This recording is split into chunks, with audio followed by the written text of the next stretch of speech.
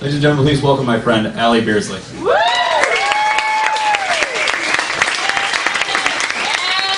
Hey guys! It is so great to be back in San Diego. I used to live here. It's beautiful, it's great.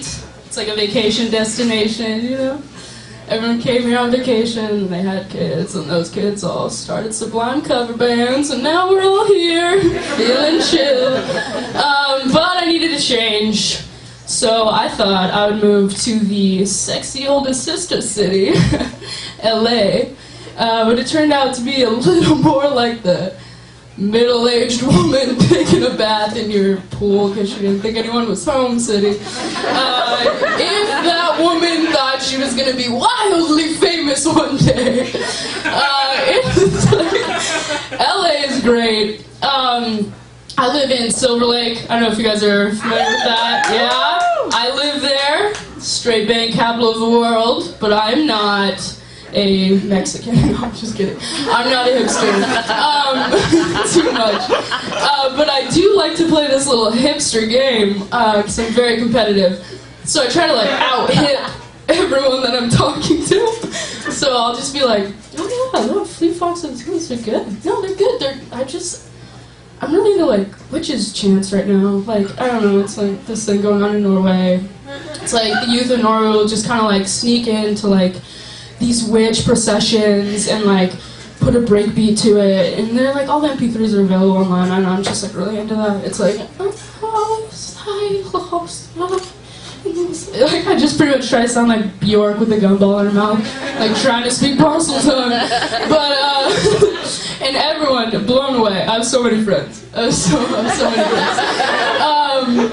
Another fun thing to do in LA is to say to everyone you meet, you repeat their name really emphatically. Like, they're like, hey, this is Dan Brown. And you'll be like, Dan Brown? I love your work. Because everyone has a blog, and everyone has a reel, and everyone has what they think you've read from their school's newspaper.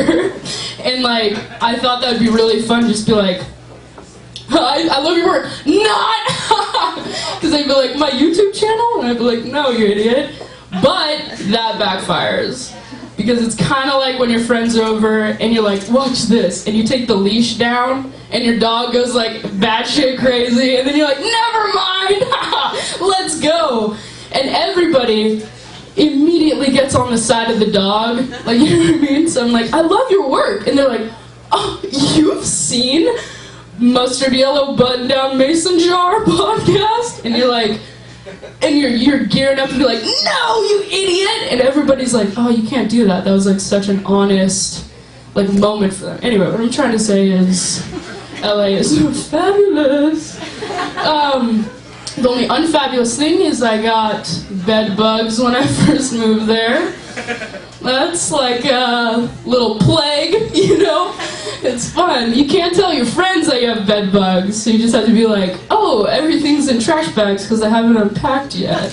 And it was terrible and nerve-wracking and awful, but I did find a tiny little banner in my room, and it said, welcome to the city! And then I looked closer and I realized it was written in my arm blood, and I was like, you guys! So, like, they're alright, you know?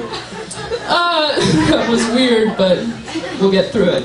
I've started online dating. I don't know. Are any of you the plenty of fish I've been promised?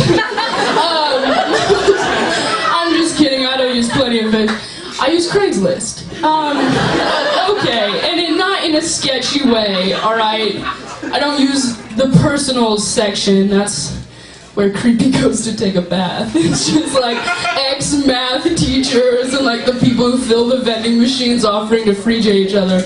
I use the for sale section. What I do is, I don't sell myself, but I do sell things that I'm interested in and who I would like to meet who share those interests. Add in the necessary words I forgot. But, so, you know, it's kind of like Craigslist works by proximity, so the people who are interested in the things that I'm selling will come to my house, and then I can get them. weird. But let me just tell you how it works, because you can try it. You can all try it. You don't have to own any of these things. I could list a hot air balloon filled with vintage cameras and unlocked white iPhone 4s. And when they come to your door, you're like, oh, come on in. You offer them a mixed drink and a house tour. And when the 15 minutes is up and they're like, where are the things I came to look at are? You climb down from the fort that you built on the top bunk, and you look around, make a fake call to your roommate who sold the stuff when you weren't home, and the rest is gonna make it up to you history, right? Or I put something in that drink, Abe. You know, it's fine. No, it's fine. First rate joke of the night. We're doing well.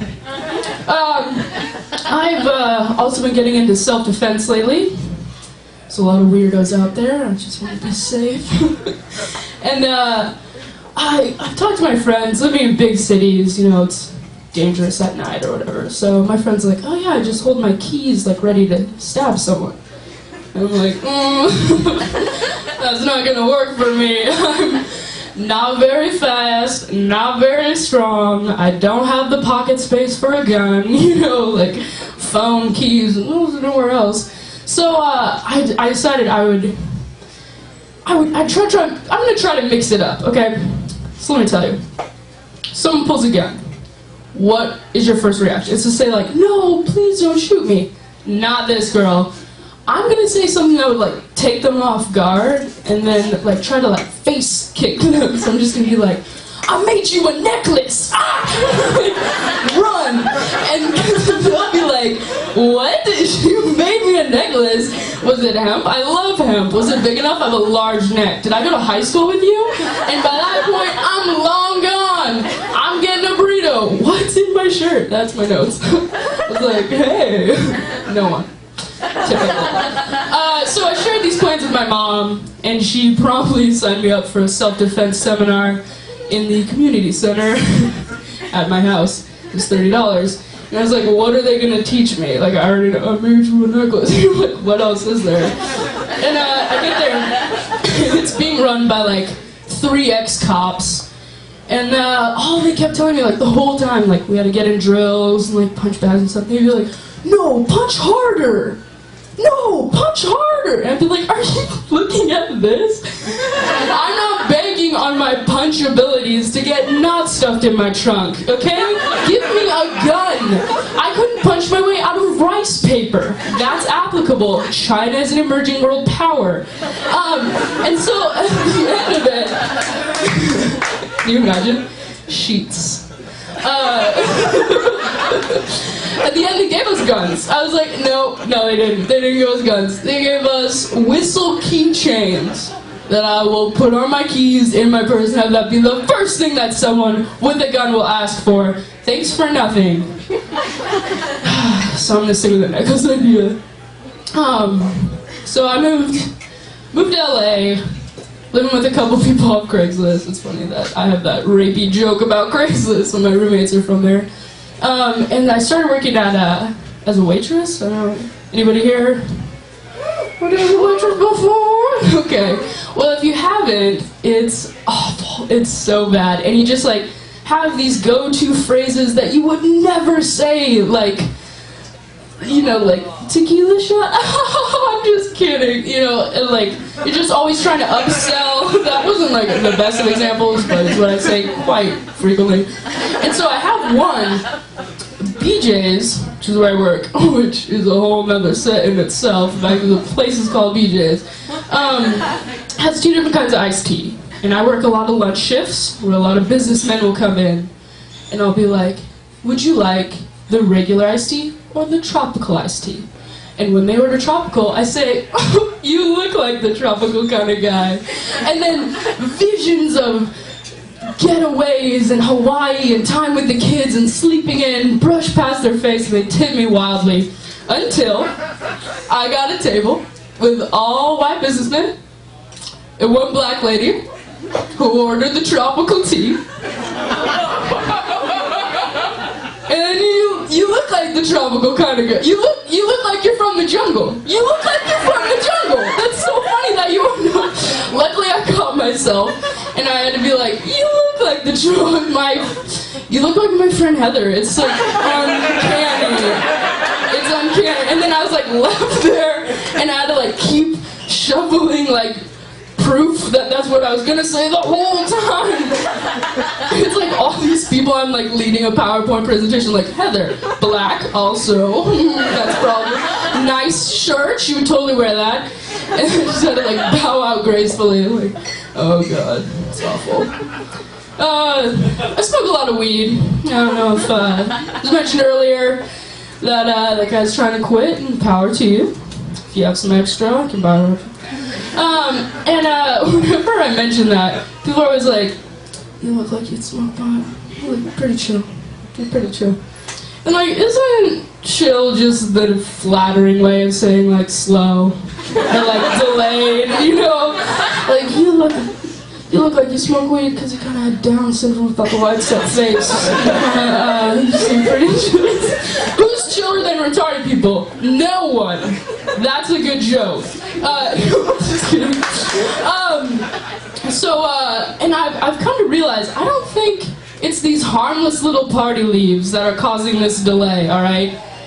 I think it's after you smoke and you're afraid that your roommates will know you have a drug addiction, when you lay the towel underneath the door and then you just kind of spray Lysol like this until you can feel it on your skin, and then you lay down and you kind of pass out, but you meant to fall asleep anyway. I think that's the chemical reactions that have caused my chill disposition. I really wish that I could always tell the difference between a mannequin and a flirty onlooker. Like, I can tell you how many times I've been shopping it up, Forever 21 with some like Rihanna remix, and then like, oh my gosh, they're not looking away. Oh my gosh. That's blatant. Oh my god, oh my god. They are made out of stone. They only have blush on. They don't even have arms, but they have blush. That's just me. Oh god. I feel like the word traditional has far too positive of connotations in our society, you know? It's like really heralded, like, traditional family values, or, you know, like, traditionally, like, rape occurs most in war-torn countries, you know, like, traditionally we burn those who are different at a stake, you know, it's kind of like saying, like, old-fashioned, like, call me old-fashioned, but I prefer board games with the kids to TV, it rots your brain, you know.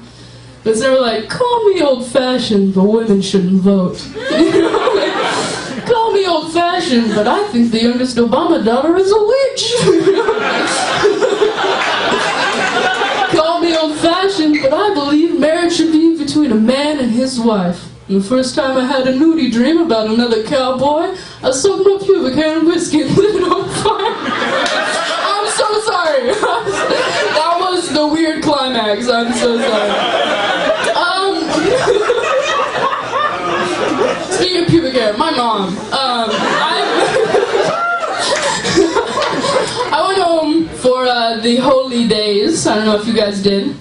And being in the same house as my mom makes me realize that she'll never stop making mom noises. And I don't know if your mom ever does this, but all of a sudden you'll just hear like, and then you wait, and it's like, the oven wasn't even on! And you're like, everyone rushes into the kitchen, like, I didn't ask for a receipt. Oh my god. And you're like, let's show a little discernment after 50 years on this earth. And can mean he's in the house. And like, oh, can mean like no one let the dogs out all day. Like, how about that?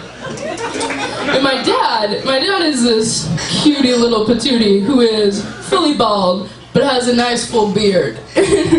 Whenever I see guys like that, I can't help but hear like the sliding flute. Like it's just like, like I don't have hair up here, but I got ample hair right here. decided to move it around. It's not genetics. I was just like, oh god. At home, like the only thing TiVo'd is Oprah, so I watched a lot of that while I was at home. And I feel like Oprah turned into like a tribal ceremony so subtly nobody noticed. You know, it's just like grunting and weeping and hooting women, like all surrounding this like altar of like Oprah, and she just like unmasks these new gods as like favorite things. Like it's like all sweating women, like focus, like utmost religious focus in the center, and Oprah like crawls out of the den or wherever she enters from with like a pair of like bedazzled Ugg boots and like holds them up, and everyone's like like they look like a ref made a bad call. I'm just like, no way, no. And you're like, your plane ticket out here from Montana was at least like $350, and you know you bought that peasant top for the occasion. So let's save the tears for when we're out of the red, Charlene. Okay.